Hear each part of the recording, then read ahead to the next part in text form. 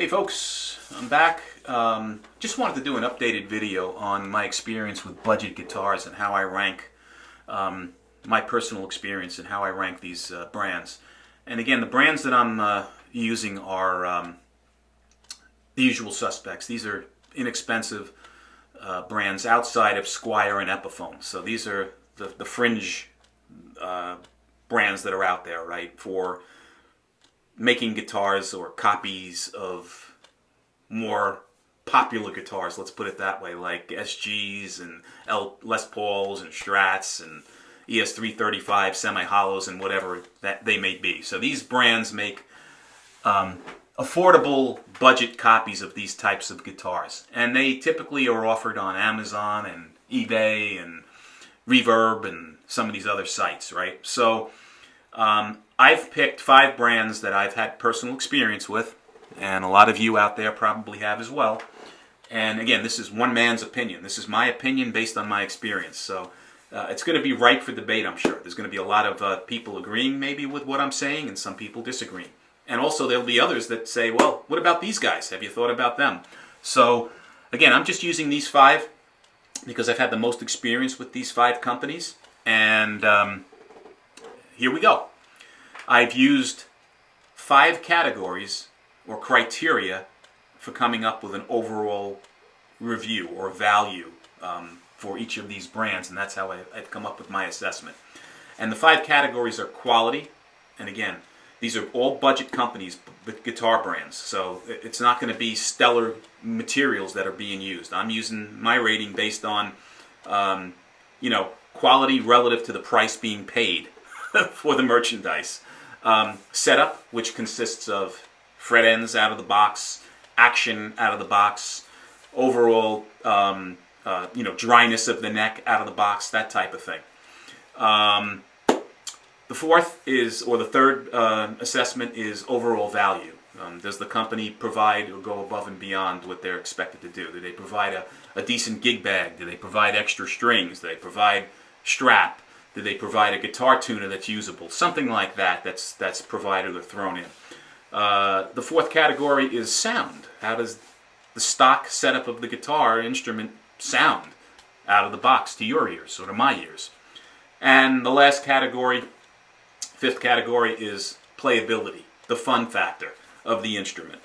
So let's get into it. So the first brand that I'm going to, or coming in, from top down, right, from the highest rating down to the bottom, at the number 1 spot, in my opinion, is IYV, or Indian Vina Guitars. And this is a guitar company. It's been out there for a while. They typically, they used to be a Korean-based manufacturing company. They are a Korean company. And they used to have a factory in Korea, but they moved their manufacturing recently, in the last couple of years, I should say, to Vietnam. They make quality instruments. They make very, very good, in my opinion, copies of certain guitars. I'll give you an example. They make a Brian May, the red guitar, the famous Brian May guitar. That's probably one of the best copies of that guitar that's out there. On the market, that's affordable at least. Okay, really, really fun guitar to play, great guitar to play. But overall, in terms of build quality, they do a great job of just using decent materials, decent woods. They use mahoganies in certain guitars. They'll use basswood in certain instruments. They may use some other, refined woods as well in some of their instruments. The finishing is usually impeccable. I've had great experience with overall quality, so I'm going to give them a 5 in that respect. In terms of setup, out of the box, frets being, not sharp, action being acceptable, not high, fretboards, etc., the whole kit and caboodle, giving them a 5 as well. I've had very, very good experience with IYV guitars in terms of frets being smooth, not needing any filing down. I've had no issues with high string action. The action's been perfectly playable and acceptable out of the box. Intonation has been spot on. So the tuners have not needed tightening. So little things like that, attention to detail, give them a 5. terms of value, what they throw in when they sell you a typical guitar, I'll give them a 3, and that comes from the fact that you're not getting, in most cases, and I've never had with any of my IYV guitars, a gig bag included. So that's on you. They don't typically provide, electronic tuners, extra strings, guitar strap, that type of thing thrown in. You may get some picks, but that's about it. So I'm giving them a 3 in terms of the eye candy being thrown in. In terms of sound, on the pickups, relative to what we're talking about here now, right? I'm giving them a 5. And I'll tell you why. They come with Destiny pickups, Destiny CNC wound pickups that Harley Benton has used in some of their models. I don't know if they still do, but I know in the past they have. Wolf Guitars, which also makes some really, really good quality Vietnamese guitars, also use CNC wound Destiny pickups. They're very good quality pickups. They sound great for what you're getting, stock.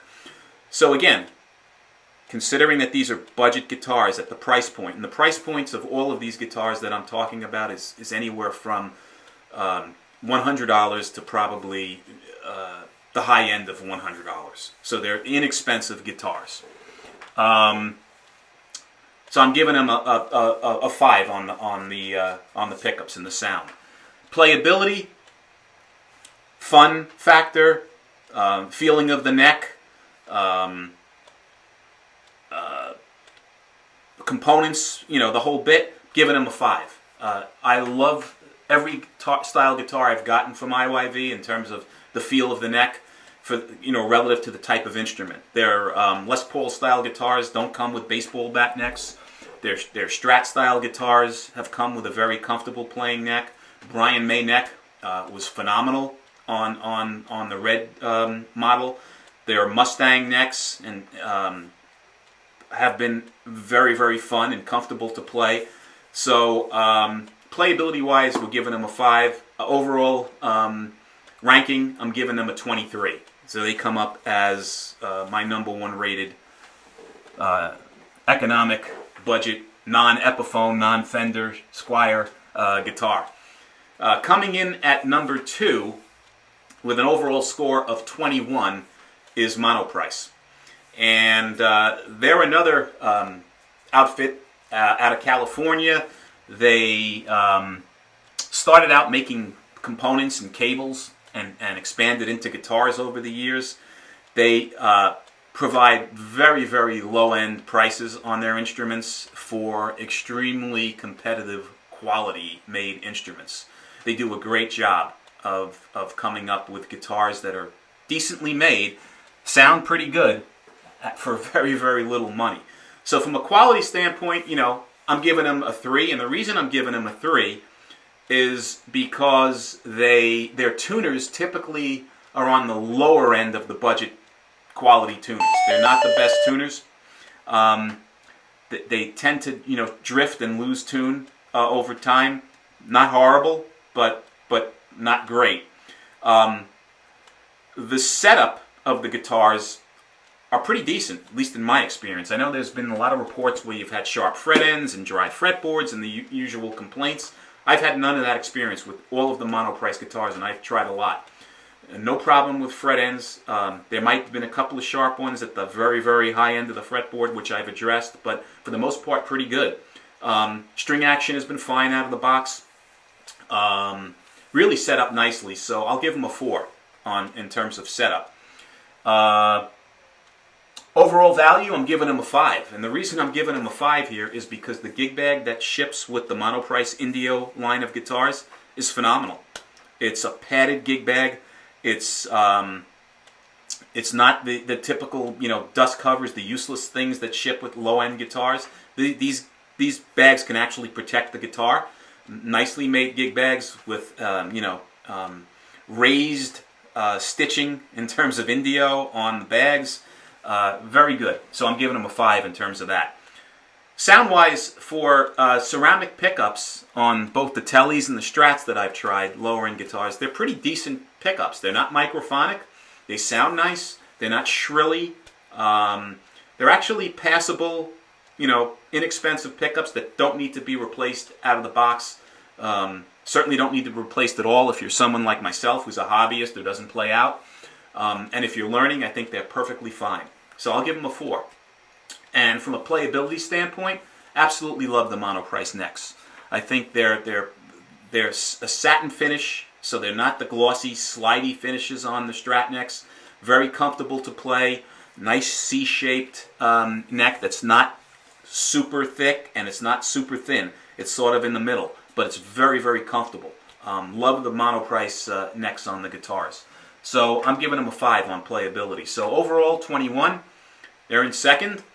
And now tied for the number 3 spot, again, in my opinion, is Grote, or Grote, however you want to pronounce it, and Leo James. Let's start with Grote. So from a quality standpoint, I'm giving Grote a 3. Reason being, again, tuners typically aren't the best. In a lot of cases, they don't use rosewood as a fretboard. They'll use some other knockoff wood, and it's in some cases I found subpar from a material standpoint in terms of being dry and just not looking as good as the normal wood on a fretboard. The maple fretboards that I've used have been extremely dry, and they're 2 pieces separate. The fretboard is separate from the neck. It's okay, but it's not stellar. So from a quality standpoint, I'm giving them a 3. From a setup standpoint, Grote does a pretty good job. Again, I've had no experience, no problem with string height being unacceptable or unplayable. The fret ends on some of the guitars have been a little bit dicey, where I've had to take a little bit of sandpaper to them and file them down. But for the most part, most of the frets are acceptable on the guitars that I've played. So intonation-wise, they've been okay. Giving them a 4 in terms of setup. Overall value, some of the Grotes, especially like the hollow bodies, the ES335 models, come shipped with a nice gig bag that almost approaches the quality of the monoprice gig bags, a nice padded gig bag. But the lower end guitars, typically, if you're lucky, they'll throw in a dust cover, which is absolutely useless, or nothing. So it kind of fluctuates depending upon what price point you're on with Grote. If you're at the low end of Grote, you probably get nothing. The higher end, they'll throw in a nice padded gig bag. So it's a mixed bag, no pun intended. So I'm giving them a 4 in terms of that. From a sound standpoint, their pickups are okay. I've had experience with some microphonic pickups on some of the lower end Grotes. I've had some shrilliness on some of the Strat style guitars. So again, I don't think their pickups are great. I don't think they're horrible.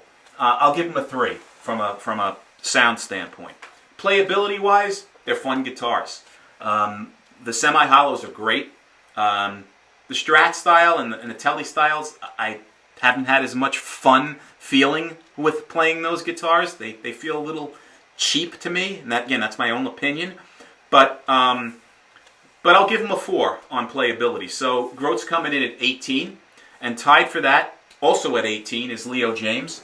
Leo James is also another company that manufactures out of China, a low-end guitar company. They're becoming more and more popular now with PRS style guitars and Strat style guitars and Les Paul style guitars that they have out on Amazon and eBay. Quality wise, I'm giving them a 4. They are decent from a quality standpoint. Not as good as IYV in my opinion. They do have a little bit of issues with some of the tuners on the guitars, but overall not bad. I think they use decent quality woods. They use decent quality tuners. They're not horrible tuners. I'm giving them a 4 on the quality standpoint. From a setup standpoint, I've had some issue with string action needing adjustment out of the box, some issue with a couple of sharp fret ends, but not horrible. So again, not as good as IYV and Grote, but I'll give them a 3 on setup.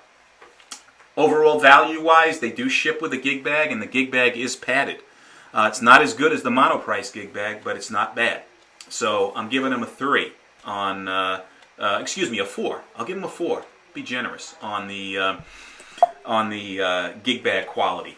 From a sound standpoint, their pickups are okay.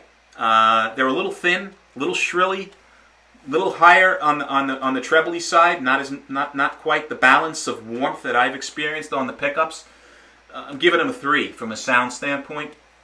Playability wise, they're perfectly fine, perfectly acceptable. The Strat style guitars that I've tried have great necks. Really, really nice feeling necks. Nice thin, flat radius. So if you want to play a little bit of fast stuff or shredding, you can. Real comfortable neck. I'm giving them a 4 on playability.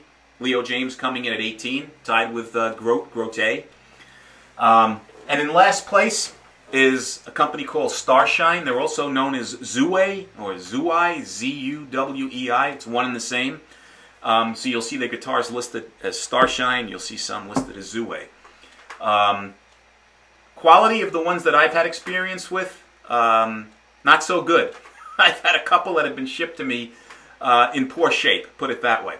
The woods they use typically are okay, but I find their instruments not really made extremely well out of the box. So I'm giving them a 2 with respect to quality.